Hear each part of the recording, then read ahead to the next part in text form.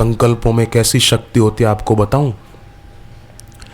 Canada में एक कलाकार हुआ जिसका नाम था चार्ल्स कार्लगन, वहीं का था। कनाडा के पास एक छोटा सा टापू है जिसका नाम है प्रिंस द्वीप। बड़ा प्रसिद्ध हो गया था कनाडा में वो कलाकार। उसकी इच्छा थी कि मैं जब मरूं तो मुझे मेरे गांव में ही, जहां मैं जन्मा, प्रिंस द्वीप में ही दफनाया जाए। समय बीता, बुढ़ापा आता है, कौन किसको पूछता है। अभी भी जो एक्टर हैं कई मर गए बूढ़े हो होकर, कौन उनको याद करता है? कौन उनका फोटो पूजा में रखेगा? कोई कौन रखेगा? कोई नहीं रखेगा। हाँ, ना समझ होगा कोई, वो मछुआरे जैसा, जिस मछुआरे को मछली की बदबू वो सुगंध लगती थी, ऐसा कोई होगा तो वो भले रखे, बाकी कौन रखेगा। तो अभिनेता चार्ल्स कार्लगन बूढ़ा हुआ, उसकी मृत्यु का समय आया, फिर भी उसने अपने आसपास वाले लोगों को कहा कि मुझे प्रिंस द्वीप में ही दफनाया जाए। पर उन दिनों, जिस दिन वो अंतिम सांस गिन रहा था, वो टेक्सास में था। प्रिंस द्वीप से करीब 2000 मील दूर टेक्सास। मर गया तो लोगों ने सोचा कि इसने वसीयत तो लिखी थी कि मुझे प्रिंस द्वीप में दफनाया जाए, पर कौन जाएगा उधर? कौन इसके लिए इतना पैसा खर्चेगा मुर्दे के लिए? उन्होंने वहीं टेक्सास में ही एक जगह उसको एक पेड़ के नीचे गाड़ दिया, ताबूत में डालकर ही। पर उसका संकल्प था, अचेतन मन में चला गया था कि मुझे प्रिंस द्वीप में ही दफनाया जाए।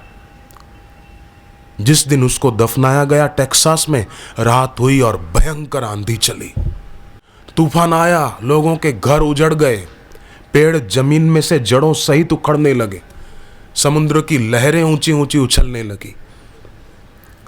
तो क्या हुआ कि उसकी कब्र जो पेड़ के नीचे गाड़ी गई थी ना, वो पेड़ भी जड़ सहित उखड़ गया, तो उसका वो ताबूत भी उखड़ गया।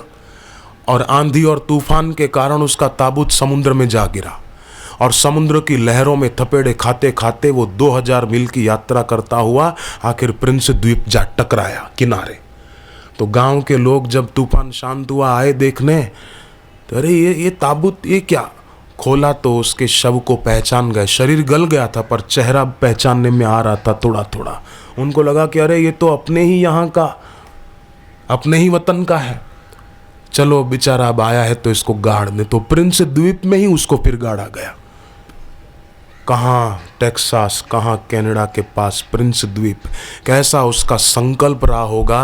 अरे कलाकार का संकल्प फल गया मरने के बाद भी। तो जो साधक हैं, जो भक्त हैं, जो सेवा पूजा करते हैं, उनका संकल्प क्यों नहीं फलेगा। आपके घर में कोई तकलीफ हो ना और आप उसको दूर करना चाहते हैं, संकल्प सिद्ध करना चाहते हैं, तो एक प्रयोग करना, खूब गहरा श्वास, घर पे गौ चंदन धूप पत्ती आदि जला के वातावरण पवित्र करके खूब गहरा श्वास लेना, और श्वास लेने के साथ साथ संकल्प की दृढ़ता को भीतर भरना कि हमारा अमुक काम जो अटका हुआ है वो पूरा होके ही रहेगा। दुनिया की कोई ताकत उसको अटका नहीं सकती, रोक नहीं सकती। फिर श्वास रोके रखें, जितनी देर श्वास रोके रखें उतनी देर मन में अपना संकल्प दोहराते रहें। फिर धीरे धीरे श्वास छोड़ें, तब भी वही संकल्प हवामान में छोड़ें। ऐसा 5-7 बार रोज करें। फिर देखो अपना संकल्प कैसे सत्य नहीं होता। ये कौन सा उकदा जो हो नहीं सकता, तेरा जी न चाहे तो हो नहीं सकता।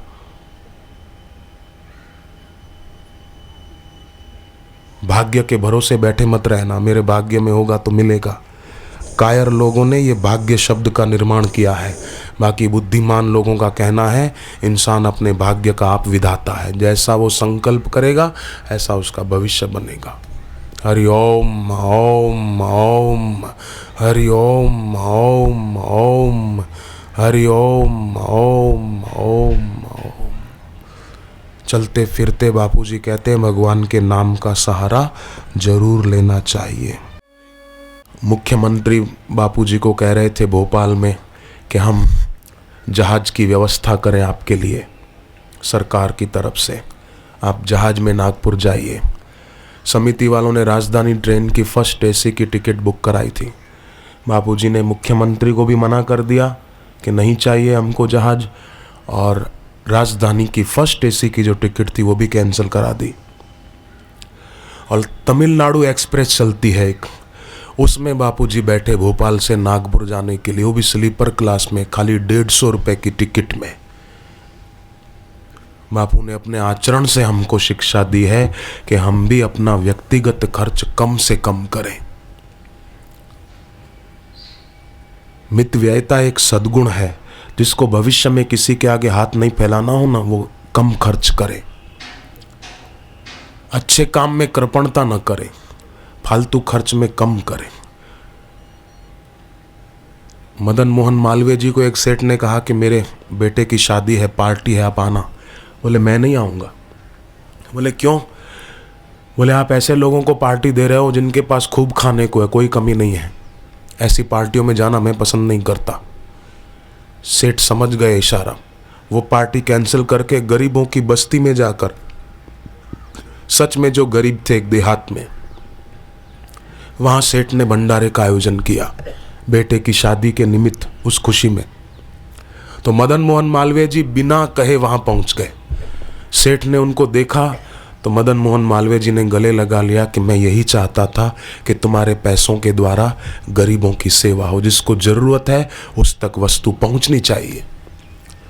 और बापूजी की प्रेरणा से ये सेवा हो रही है। जरूरतमंदों में राशन कार्ड वितरित किए हुए हैं और हर महीने अनाज वितरण होता है कई इलाकों में। मैं कितने नाम गिनाऊं, याद नहीं है।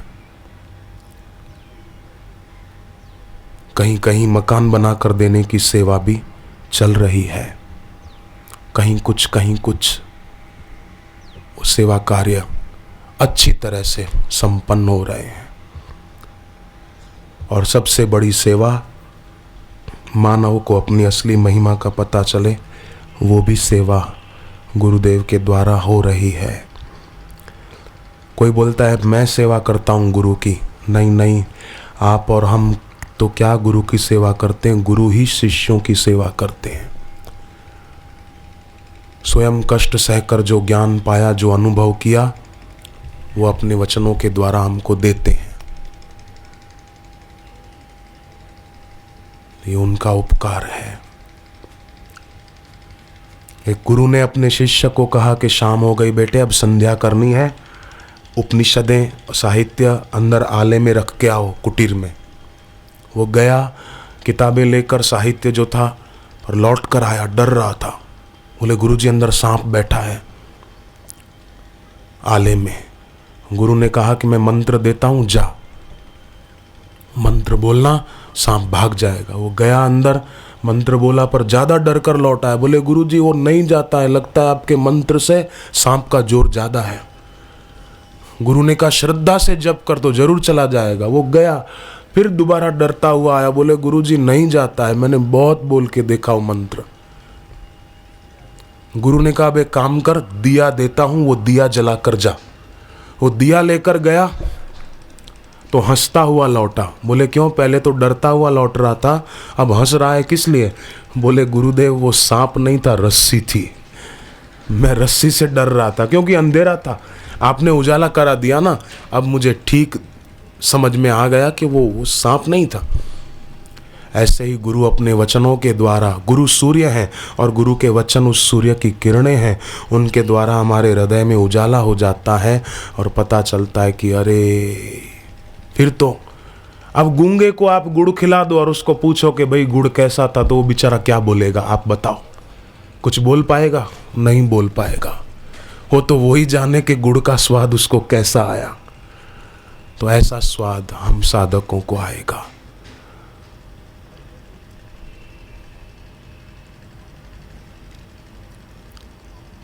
कितनी शांति है अभी। मैं कुछ ना भी बोलूं ना, तो भी आप शांत बैठे रहें।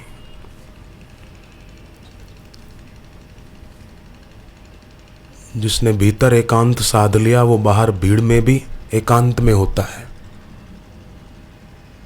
अभी कहाँ किसी को किसी से कोई बात करने की इच्छा हो रही। शांति, ये है एकांत।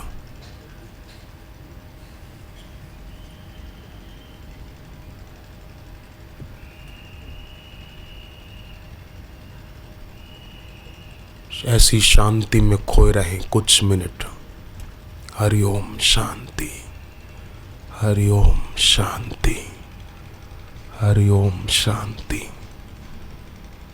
हरि ओम शांति।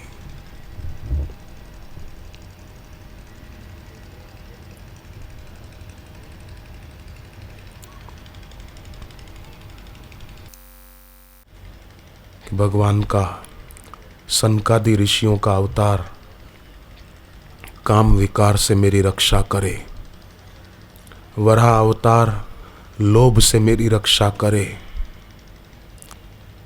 नारद अवतार कुसंग से और अभक्ति से मेरी रक्षा करे, नर नारायण का अवतार भोगों में डूबने से, विकारों में डूबने से मेरी रक्षा करे, कपिल अवतार प्रभु का वो अज्ञान में उलझने से मेरी रक्षा करे। इस प्रकार नारायण कवच में यही है। मत्स्य अवतार जल में डूबने से मेरी रक्षा करे। इस प्रकार मानसिक जप करते करते अगर हम ऐसी धारणा करें ना, तो बड़े बड़े संकटों के काले काले बादल भी बिखर सकते हैं।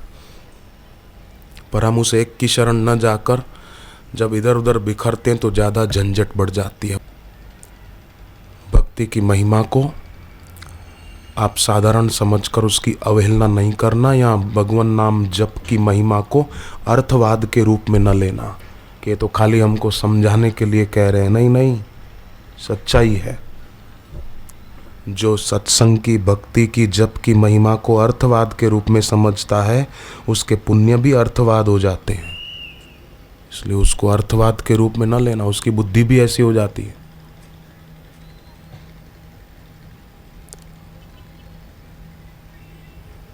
ऐसा न हो, उसका ख्याल रखें।